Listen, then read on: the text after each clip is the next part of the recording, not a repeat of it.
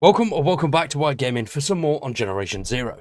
Today we're going to be checking out the brand new weapons pack which came with the Skyfire update that dropped on the 25th. Now the update was awesome, had some pretty cool stuff in there, but from what I've heard there's been a lot of performance issues for people recently since the update, which is a massive shame, but the team have acknowledged it, so hopefully that is something they work to fix relatively quickly. Today though we're going to talk about the brand new weapons pack DLC that dropped with it, and it is only £4.30, so relatively cheap compared to the last few that we've seen.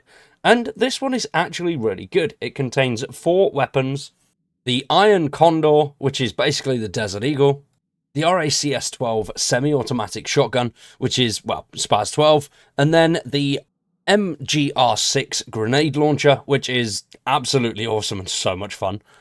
And then finally, the N144 minigun, which is an absolute beast.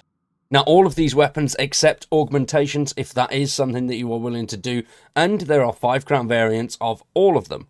There is also a special variant of the minigun that I found, but it wouldn't let me pick it up, so I'm not 100% sure whether that's meant to be there or not. But yeah, it was just a named minigun. It was only a 2 crown version, so I don't know. If I find it again, I'll let you guys know, but I've only found it once. It was a 2 crown version, and it wouldn't let me pick it up, so quite annoying. First off, we're going to start with the Iron Condor, which is .44 ammunition, and it packs a hell of a punch. The problem with this thing is the recoil is just absolutely insane, so you do have to be relatively close and personal. The accuracy's not terrible. It's not bad at all, but the iron sights are a bit shit because they're just so big and bulky. So I think that does make it a little bit tougher. Now, you can fit a muzzle on this one, and you can also add an extended magazine. Now, all of the parts for this one can be found on Hunters. Phoenix is where your best bet is. There's loads of different parts for this on the Hunter. Obviously, the only specific part is the magazine and the weapon itself. But if you want the 5 crown variants, you're going to have to go after the Hunters. Now, the Iron Condor in a fight is loads of fun to use, but like I mentioned, the iron sights are just too big and bulky. It just gets in the way, so aiming down the sights isn't really viable, so you have to be nice and close. But where it does really shine is using some 4.4 experimental explosive ammo. It's so damn cool. I love the explosive ammo, especially on the 50 cal, the PVG, but using it on this as well works wonders. Whack a couple of rounds into something and then just wait for the fireworks. It works so nicely. You just blast loads in and it just powers it up a bit more, which is really, really helpful. And like I say, the only downside really is the iron sights. It just blocks everything. And obviously because that upwards recoils, you just tend to lose sight of your target. So fighting the recoil as well is a bit of a bitch for this one. So it's good, but you've got to be up close and personal and using just free aiming from the hip. I think that's the best way to do it with this. But it does work really well, it's effective, and it's fun to use. Next up is the RACS 12 shotgun, which is an absolute beast. Now, obviously accuracy is not going to be great on a shotgun. This is built for close quarters combat, and it works so well for that close quarters combat. It's got 12 gauge ammunition to it takes bird, buckshot, and slugs as well. But the beautiful thing about this gun is you can literally just slam rounds downrange so quick. The only downside is the reload speed. The reload speed on a lot of the weapons that are in this DLC is relatively slow, so it is a bit of a shame. But accuracy-wise, as long as you are not spamming it, you can keep a nice grouping with this one, which is quite nice. It looks really cool as well. This can be found with the Phoenix Harvesters. Now, I'm not sure if there's actually a magazine for this one, but if you want to get all of the required stuff, well, the 5 crown version of it, you will need to go after Harvesters. Once again, Phoenix are the best bet to get the higher end item of this. Seems like they have done some tweaks to the loot pool. I've been doing pretty well with getting the 5 crown weapons. Only taken me a couple of hours to get all of them. Now the shotgun, the RACS 12 or SPAS 12, is an absolute beast. This thing just tears through everything and it fires so quick. Like, the massive downside to it, though, is the reload speed. It takes forever to reload, which is a bit of a pain in the ass. But even still, it's fun to use. Like, loads of fun to use. It just packs a hell of a punch as well. Up close, though, if you've got any distance between you, it really is shocking.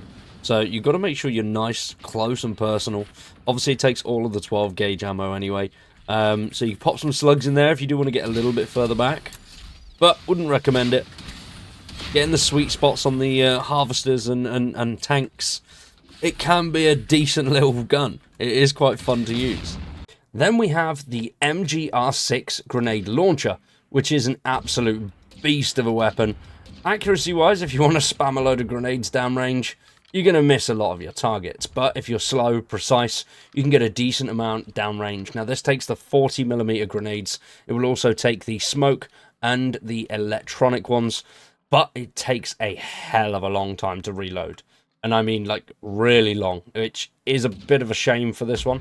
But power-wise, it smashes a lot downrange very quickly. If you've outnumbered, you've got a decent chunk of enemies coming at you, this one is a really good one just for that sort of crowd control of smaller enemies.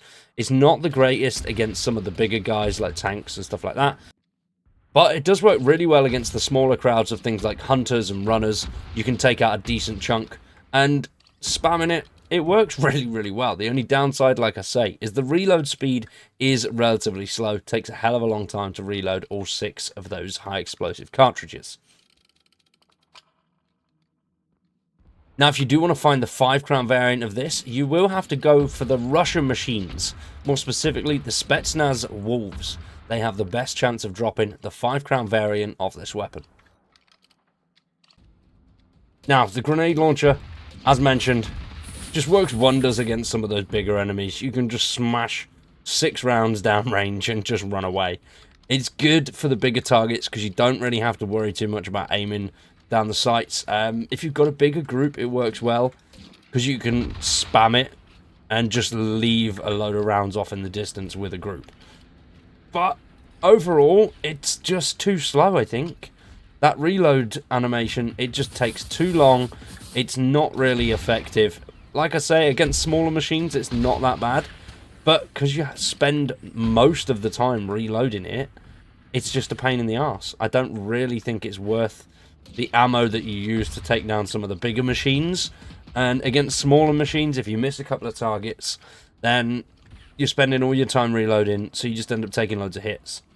So it's a good weapon. Don't get me wrong, I enjoy using it, but it won't be a go-to for this pack. I can safely say that. But like I said, against groups of smaller targets, it works alright. You can just smash some rounds down, bish bash bosh, take out a few of the little dudes. Not too many worries, but that reload speed is just something I can't get over. Just doesn't work well in a fight at all. And then last but not least, we have the N144 minigun, which is an absolute beast. But you will burn through rounds like there is no tomorrow. This uses 7.62, and you can use 340 of those in around about 6 or 7 seconds. So you'll burn through them pretty damn quickly, but if you've crafted a lot or you've been playing for a long time, you're going to have a decent chunk of that anyway. Now, one thing I do notice with the minigun is if you are holding the trigger down, the grouping is relatively nice, but you always sway off to the right. So it is a bit of a pain. So if you're aiming down the sights, as you can see here, it just always pulls you to the right. So it doesn't matter what you do. Fighting the recoil is a little bit easy. It's not the easiest, but still, it is a great gun. The only major downside to it is it slows you down so much. But when it comes to reload speed, you can reload it so damn quickly. It reloads much faster than the grenade launcher and the shotgun. But as you can see, I burnt through 800 rounds in under a minute. So ammo is going to be a bit of a pain in the arse. And when it comes to the damage output, I do think you're probably better off using a different weapon. This is really just for fun. If you've got a massive grouping up against you, then yes, this works really well to take out a load of the little enemies, but at the expense of using a hell of a lot of ammo and missing the majority of the shots that you take. But it's still fun to use.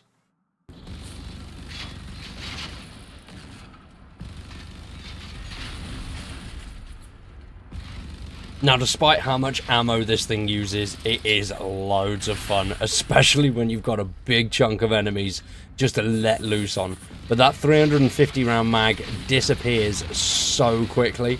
It's unbelievable. It takes around about 4 seconds to use 350 rounds. So you are going to absolutely smash the shite out of any ammo deposits that you've been building up. This thing is brutal. But it actually packs quite a punch. Even the level 3 variant is not that bad at all. So overall, I think the weapon pack, for the price of £4.30 or $4.99, is worth it.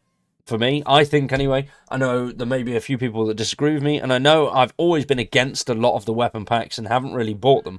But this one really caught my eye just for the difference in weaponry that we've seen. And I like it. It's a really good one. These weapons are effective and they're fun to use.